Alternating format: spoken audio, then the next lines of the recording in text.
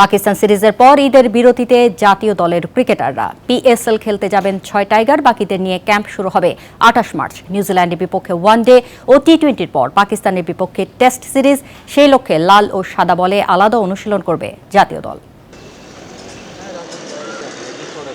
দীর্ঘদিন বিরতির পর আন্তর্জাতিক ক্রিকেটে ফিরে সিরিজ জিতেছে বাংলাদেশ। হাসি খুশি আনন্দের সাথে ঈদ করতে পারছেন মিরাজ শান্তরা। লম্বা বিরতির স্বস্তি আছে সাথে।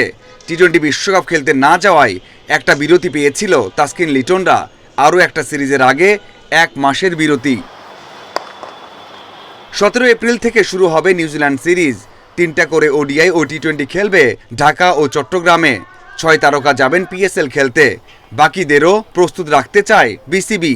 সেজন্য ঈদের পর দ্রুতই শুরু হবে ক্যাম্প। শুরুতে লাল ও সাদা বলের ক্যাম্প শুরু হবে একসাথে। ঢাকাতে শুরু হওয়ার কথা রয়েছে 28 মার্চ। সপ্তাহখানেক হবে ফিটনেস ট্রেনিং, তারপর শুরু স্কিলের কাজ। বিসিবির সিনিয়র কোচ সোহেল ইসলামের অধীনে ক্যাম্প চলার কথা 10 থেকে 12 দিন।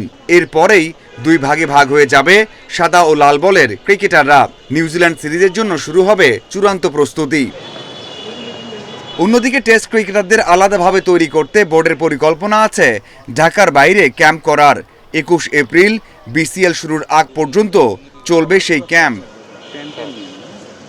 নিউজিল্যান্ড সিরিজ দিয়ে আবারও ব্যস্ততা শুরু হবে মিরাজ লিটনদের। এরপর একে একে প্রতি মাসেই রয়েছে বাংলাদেশের খেলা।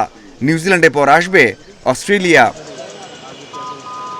পাকিস্তানের বিপক্ষে যেমন স্পোর্টিং উইকেটে খেলেছে টাইগাররা, তেমন উইকেটই দেখা যেতে পারে পরের সিরিজগুলোতে।